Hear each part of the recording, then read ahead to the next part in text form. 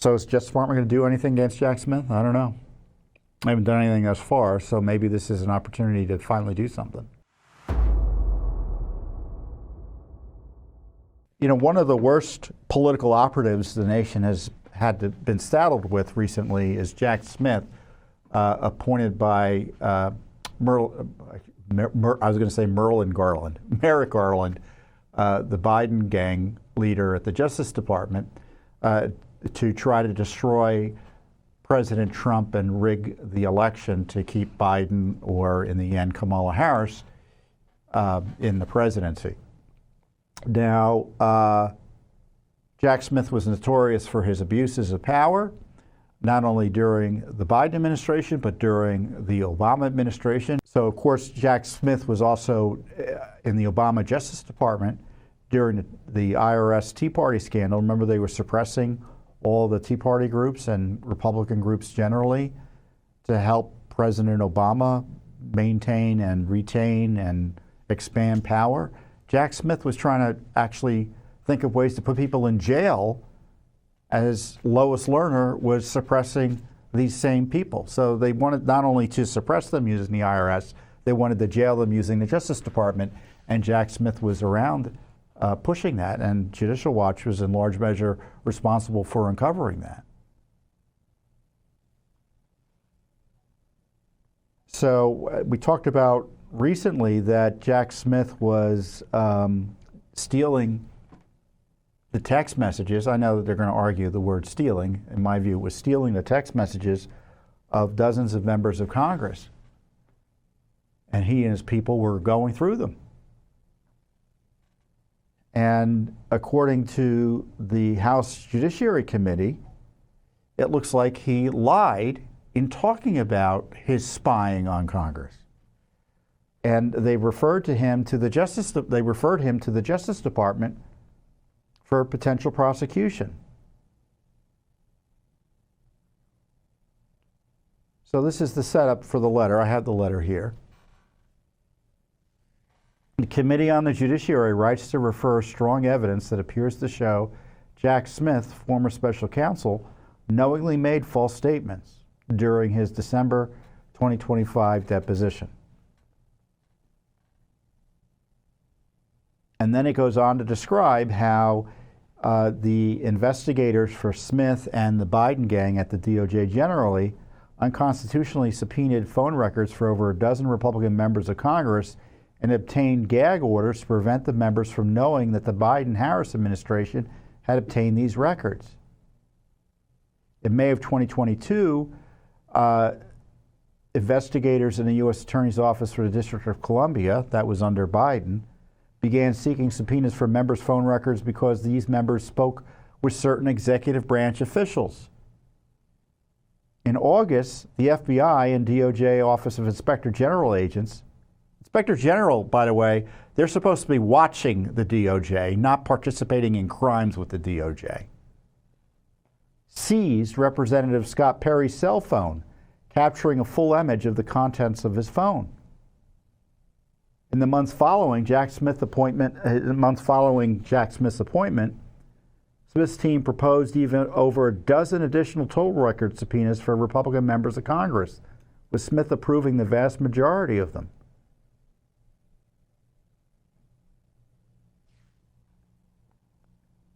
Mr. Smith and the Biden-Harris DOJ barely considered the Constitution as they seized these records of congressional Republicans. And to the extent they did, subject matter experts within DOJ warned that their subpoenas might be unconstitutional. However, instead of carefully considering the constitutional implications of their actions, these DOJ prosecutors obtained non-disclosure orders to try to prevent the members from ever learning they had seized the records.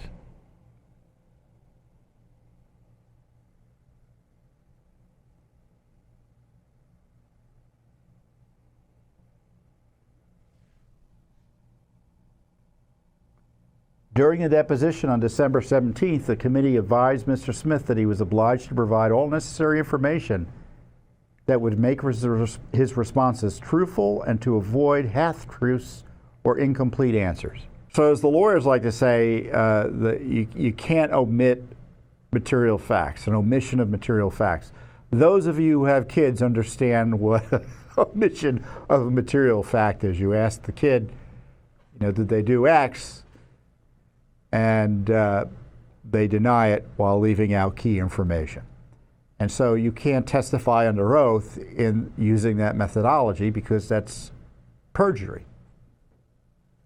The committee questioned Smith about the toll record subpoenas relating to the private records of members of Congress.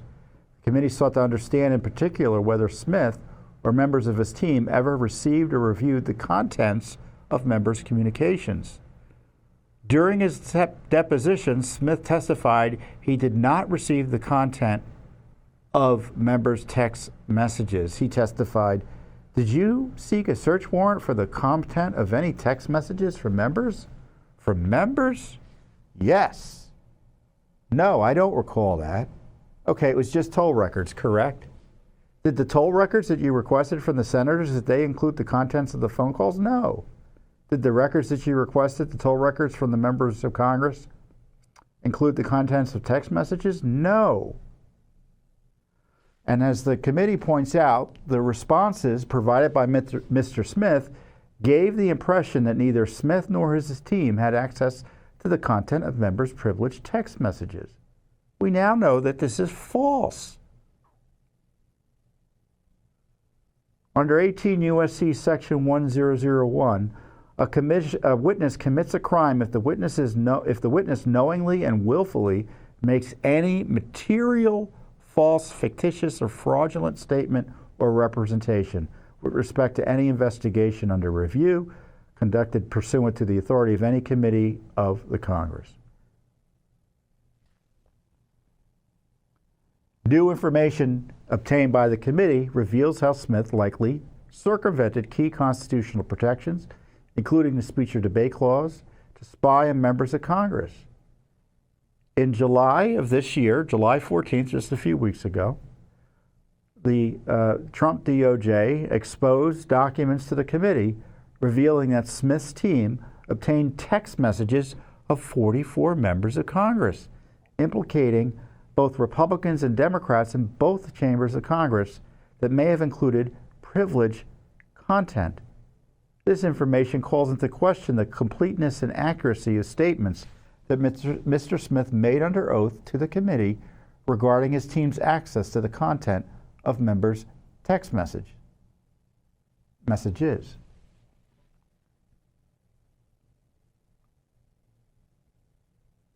And then the letter goes on to complain about the abuse of the Justice Department and Smith's operation in rummaging through these text messages. Congress is a separate branch of government. They're not above the law, but they have protections of the Constitution, under the Constitution, under what's called the speech or debate clause.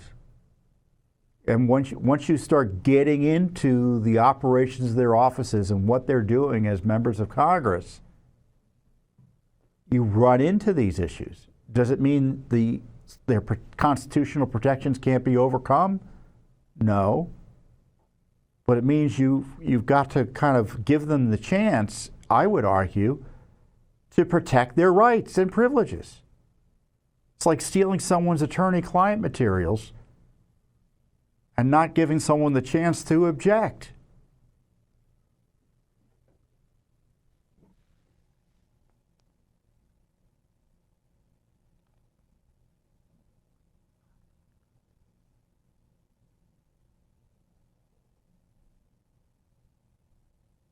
Here's the kicker.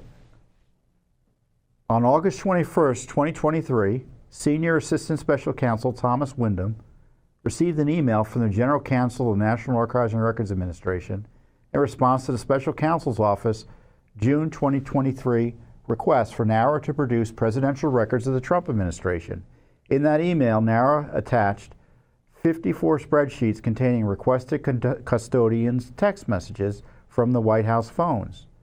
Windham then reviewed the text messages and proceeded to forward the content of the texts to fellow prosecutors at the investigative team.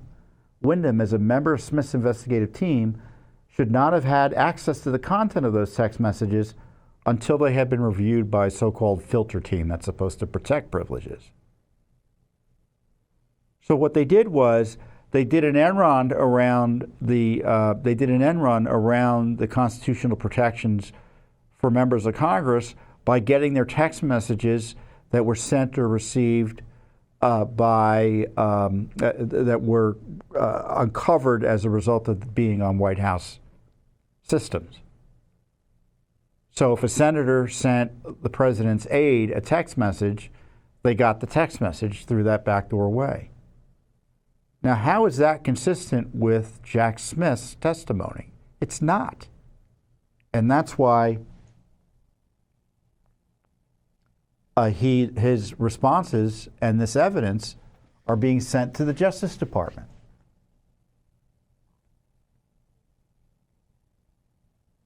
Mr. Smith knowingly and willfully made false statements to the committee during his deposition, the letter alleges.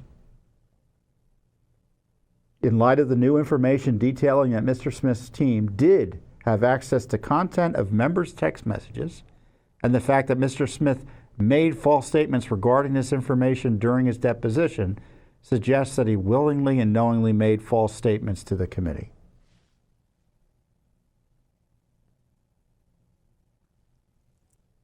So is Justice Department going to do anything against Jack Smith? I don't know. I haven't done anything thus far, so maybe this is an opportunity to finally do something. And this is one of the reasons, in my view, that Republicans are facing challenges in the midterm elections, is because there's not much being done, or not enough being done, for accountability for the abuses of power that were resoundingly rejected by the American people when President Trump was elected. The Justice Department has not been moving fast enough on any of these issues, if at all. Congress is completely sleepwalking on them. I mean, this referral is good. But they don't treat it as the crisis it is. That's a fact. That's a fact. So, it's good Congress referred Jack Smith for criminal investigation. It should be the beginning, the first of many referrals, or the first of many issues that should be investigated by the Justice Department. They tried to destroy our republic by jailing President Trump for opposing Biden and daring to question an election. And it wasn't just President Trump who was abused. It was all the president's friends and allies, party officials, lawyers, me, Judicial Watch. And there's been no accountability yet in a substantive way. There hasn't been.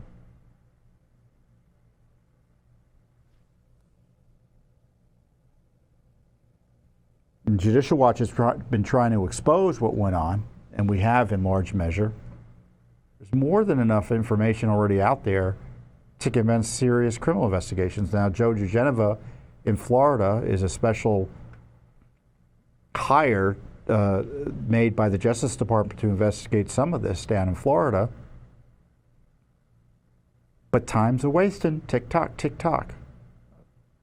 I'm friends with Joe. I haven't talked to him about this specifically,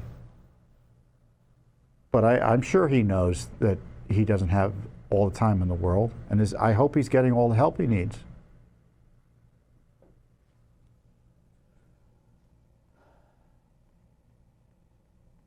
So we'll see. But we'll keep on doing what we can do to expose what's going on. Thanks for watching. Don't forget to hit that subscribe button and like our video down below.